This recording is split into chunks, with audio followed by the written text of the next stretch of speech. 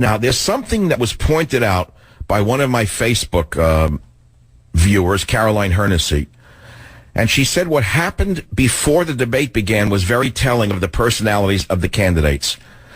She said, as the candidates were being called out on the stage, they called Christie first, which I thought was embarrassing, by the way. Why'd they do that? Who picked the order that they called the candidates? It was like a gladiator, like a Roman arena, calling them out of the back, out of the bowels of the... Then they forgot Ben Carson. They called him. He didn't come out. And while the camera was filming behind the curtain, the candidates made their way towards the stage. Poor old Dr. Carson did not hear his name being called. So old Doc Carson remained where he was, behind the curtain, standing like a schmendrick back there. All the others are marching up for the diplomas, and this poor kid is sitting there, didn't even hear his name being called. I'm sitting there saying, God, Ben, they called your name already. And so he didn't know what to do. Next comes Ted Cruz.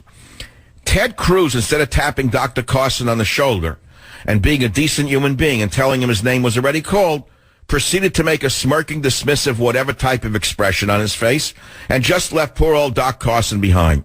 No one told him that he was called. So what happened next?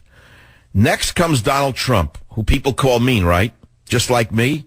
But he's actually the nicest guy on the stage, just as I am. And Trump sees Carson standing there like a clueless schmendrick.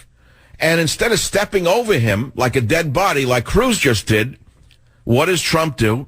He stands next to Carson, and he talks to him, cluing him in that his name was called. And Trump waits with Carson.